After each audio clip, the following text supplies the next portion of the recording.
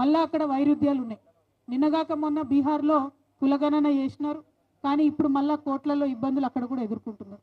కర్ణాటకలో ఇదే కాంగ్రెస్ ప్రభుత్వం కులగణన చేస్తాం జనగణన చేస్తామని చెప్పి మరి అక్కడ కూడా 4-5 సంవత్సరాలు అవుతున్నా వాళ్ళు అక్కడ చేయలేనటువంటి పరిస్థితి, అనేకమైనటువంటి చిక్కులు ఉన్నాయి. మరి ఈ పరిస్థితులు దేశంలో కనబడుతున్నటువంటి సందర్భంలో ఇక్కడ ఉన్నటువంటి ప్రభుత్వం మేము 6 నెలల లోపల కులగణన చేస్తామని చెప్పడం జరిగింది. కానీ 2 నెలలు అయిపోయింది ఈ ప్రభుత్వం వచ్చి, ఇంతవరకు దానికి సంబంధించి ఒక కాంక్రీట్ స్టెప్ కూడా తీసుకోలేదు. వాళ్ళు కాంగ్రెస్ పార్టీ ఇప్పుడున్నటువంటి ప్రభుత్వం మేనిఫెస్టోలో చెప్పిన దాని ప్రకారం 42% రిజర్వేషన్లు వస్తే బీసీ బిడ్డలకు కొత్తగా 23,973 మందికి, అంటే దాదాపు 24,000 మందికి ఎంపీటీసీలు అయ్యేటటువంటి అవకాశం, సర్పంచ్లు అయ్యేటటువంటి అవకాశం, కౌన్సిలర్లు కార్పొరేటర్లు అయ్యేటటువంటి అవకాశం, తద్వారా జెడ్పీటీసీలు జెడ్పీ చైర్మన్లు మున్సిపల్ చైర్మన్లు అయ్యేటటువంటి అవకాశాలన్నీ కూడా, ఎంపీపీలు అయ్యేటటువంటి అవకాశాలన్నీ కూడా వస్తాయని చెప్పి వారు ఎన్నికల సందర్భంలో చెప్పినటువంటి విషయం. మరి ఇవాళ మనం చూసుకున్నట్టయితే ఈ ప్రాసెస్ అంతా మొదలు కావాలి, జరుగుతున్నటువంటి గవర్నెన్స్లో పరిపాలనలో మన యొక్క భాగస్వామ్యం ఉండాలంటే తక్షణమే ఆ జనగణనకు సంబంధించినటువంటి కార్యాచరణ ప్రభుత్వం ప్రకటించాలని ఈ రౌండ్ టేబుల్ ద్వారా మేము వారిని డిమాండ్ చేస్తూ ఉన్నాం. ఆ జనగణన ప్రొసీజర్ ప్రకటించి మీరు మీ మేనిఫెస్టోలో చెప్పినట్టుగా 6 నెలల లోపల జనగణన పూర్తి చేసిన తర్వాత మాత్రమే లోకల్ బాడీ ఎన్నికలు నిర్వహించాలని చెప్పి కూడా ఈ రౌండ్ టేబుల్ తరఫున ఈ ప్రభుత్వాన్ని నేను డిమాండ్ చేస్తూ ఉన్నాను. ఎందుకంటే పార్లమెంట్ ఎన్నికలు కాగానే లోకల్ బాడీ ఎన్నికలు ఉంటాయి. ఆగమాగం హడావుడిగా లోకల్ బాడీ ఎన్నికలు పెట్టకుండా ముందు బీసీలకు మీరు ఏదైతే వాగ్దానం చేశారో 24,000 మందికి అవకాశం వస్తుందని చెప్పినారో రాష్ట్ర వ్యాప్తంగా ప్రతి గ్రామంలో ప్రతి ఊర్లో ఆ అవకాశాలు ఎట్లా వస్తాయి, దాన్ని ఎట్లా సాధిస్తారు, దానికి ఎట్లా మీరు అఫీషియలైజ్ చేస్తారు, ప్రభుత్వ పరంగా దాన్ని ఎట్లా నిలబెడతారో చెప్పిన తర్వాతనే లోకల్ బాడీ ఎన్నికలు చేయాలని కూడా ఈ సందర్భంగా మేము డిమాండ్ చేస్తూ ఉన్నాం. అదేవిధంగా ఇప్పుడున్నటువంటి ప్రభుత్వం మరొక అంశాన్ని కూడా ముందుకు తీసుకొచ్చింది. ప్రతి సంవత్సరం 20,000 కోట్లు బీసీలకు బడ్జెట్ ఇస్తాము, బీసీ వెల్ఫేర్ మినిస్ట్రీకి బడ్జెట్ ఇస్తామని చెప్పారు. తక్షణమే ఈ సంవత్సరం, ఎందుకంటే ఫిబ్రవరి 8వ తారీఖు నుండి అసెంబ్లీ ఉంది, ఈ అసెంబ్లీలో బడ్జెట్ కూడా ప్రవేశపెట్టబోతా ఉన్నారు. కాబట్టి ఇప్పుడు ప్రవేశపెట్టేటటువంటి బడ్జెట్ 2024-25 సంవత్సరానికి ప్రవేశపెట్టే బడ్జెట్లో 20,000 కోట్లు బీసీ వెల్ఫేర్ మినిస్ట్రీకి బీసీల యొక్క అభ్యున్నతి కోసం మరి కేటాయింపులు చేయవలసిందిగా డిమాండ్ చేస్తూ ఉన్నాం.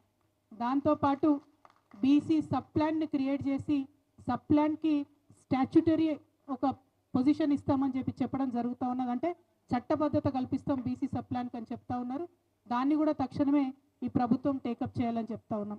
మనం బీసీలు అంటే ఎంబీసీలుగా కూడా మనం ఉంటాం.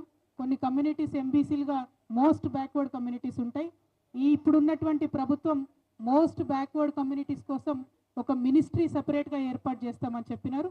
మరి తప్పకుండా ఎంబీసీ మినిస్ట్రీని కూడా, శాఖను కూడా త్వరలో ఏర్పాటు చేయాలని చెప్పి ఈ ప్రభుత్వాన్ని మేము డిమాండ్ చేస్తూ ఉన్నాం.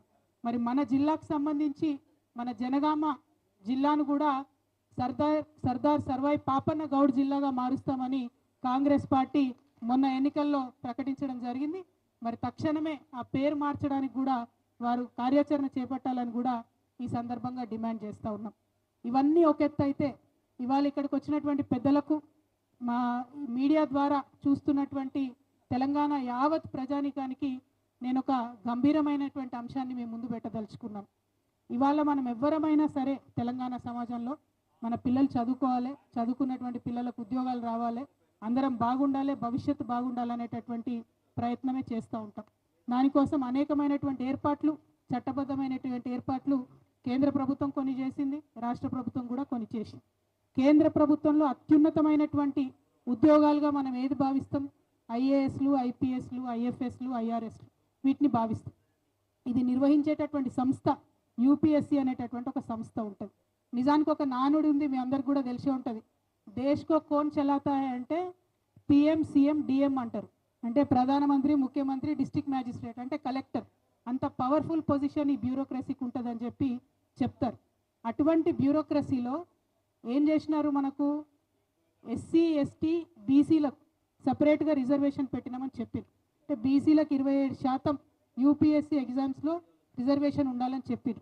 ఇది పార్లమెంట్లో వచ్చినటువంటి జవాబు నేను మీ ముంగట పెడతా ఉన్న. రాజ్యసభలో ఇప్పుడున్నటువంటి కేంద్ర ప్రభుత్వం ఇచ్చినటువంటి డిమాండ్ని 2018, 19, 2020 అంటే 18 నుండి ఇప్పటి వరకు 4365 మంది కలెక్టర్లుగా ఐపీఎస్లుగా సెలెక్ట్ అయ్యారు.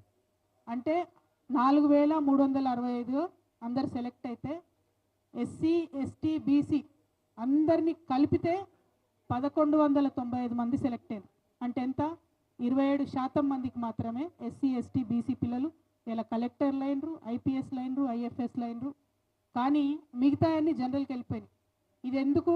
రిజర్వేషన్ ఉండంగా బాజాప్తా మనకు 27% బీసీ రిజర్వేషన్ ఉండంగా కేవలం 15.5% మాత్రమే బీసీ రిక్రూట్మెంట్ దీంట్లో జరిగింది. కానీ ఎన్ని ఏండ్లుగా ఇది జరుగుతూ వస్తున్నా కూడా దాన్ని అడిగే వాళ్ళు లేరు. ఆ సంవత్సరం కోల్పోయినటువంటి ఉద్యోగాలు మరి నెక్స్ట్ సంవత్సరానికి ఇస్తారా అని చెప్పేటోళ్ళు లేరు. దాని మీద ప్రశ్న ఎత్తేవాళ్ళు లేరు. మీ అందరినీ కూడా, మేధావులందరినీ, కుల సంఘాలు నడిపేటటువంటి వాళ్ళను, ప్రజా సంఘాలు నడిపేటటువంటి వాళ్ళను, బీసీ విద్యార్థి సంఘాలను, బీసీ మేధావులందరినీ కూడా నేను వినమ్రంగా నమస్కరించి ప్రార్థన చేస్తూ ఉన్నాను. ఇది చాలా పెద్ద లాస్ జరుగుతూ ఉన్నది. దీన్ని మనం గమనిస్తలేము. ఖచ్చితంగా దీని మీద మనందరం కూడా గలమెత్తాల్సినటువంటి అవసరం ఉంది. Same thing with SC ST also. Reservation మనకు ఎంత రావాలో పక్కగా ఉన్నప్పటికీ ఎస్సీలలో ఓన్లీ 5% మంది రిక్రూట్ అయ్యారు. ఎస్టీలలో మరీ దారుణంగా ఓన్లీ 3% మంది రిక్రూట్ అయ్యారు.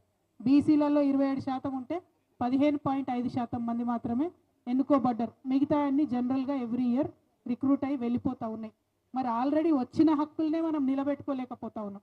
ఇప్పుడు రేపటి నాడు ఇంకా ఎక్కువ హక్కులు కొట్లాడాల్సినటువంటి సమయం సందర్భం వచ్చింది. మరి ఈ హక్కులన్నిటి కోసం కొట్లాడాలంటే, ఈ హక్కుల కోసం మనం ఎట్లయితే తెలంగాణ ఉద్యమంలో ఒక బతుకమ్మను నెత్తినెత్తుకొని జై తెలంగాణ అని అన్నమో, ఇవాళ అసెంబ్లీ ఆవరణలో బాబా జ్యోతిబా ఫూలే విగ్రహం ఉండాలనేటటువంటి డిమాండ్ను కూడా బీసీల హక్కుల సాధన కోసమే తీసుకొచ్చినామని మీ అందరికీ కూడా నేను వినమ్రంగా తెలియజేస్తూ, ఈ రౌండ్ టేబుల్ ద్వారా ప్రధానంగా ఇప్పుడున్నటువంటి ప్రభుత్వానికి ఏప్రిల్ 11వ తారీఖు నాడు జ్యోతిబా ఫూలే జన్మదినం ఉన్నది, జయంతి ఉన్నది. ఆ రోజు లోపల ఒక సానుకూల ప్రకటన తీసుకోవాల్సిందిగా ఈ ప్రభుత్వాన్ని డిమాండ్ చేస్తూ ఉన్నాను. దీనికోసం ప్రతి జిల్లాలో ఉన్నటువంటి ప్రజా సంఘాల నాయకులను, మేధావులందరినీ కూడా కలవాలనే ఉద్దేశంతో ఈ రౌండ్ టేబుల్ కాన్ఫరెన్సెస్ ఏర్పాటు చేశాం.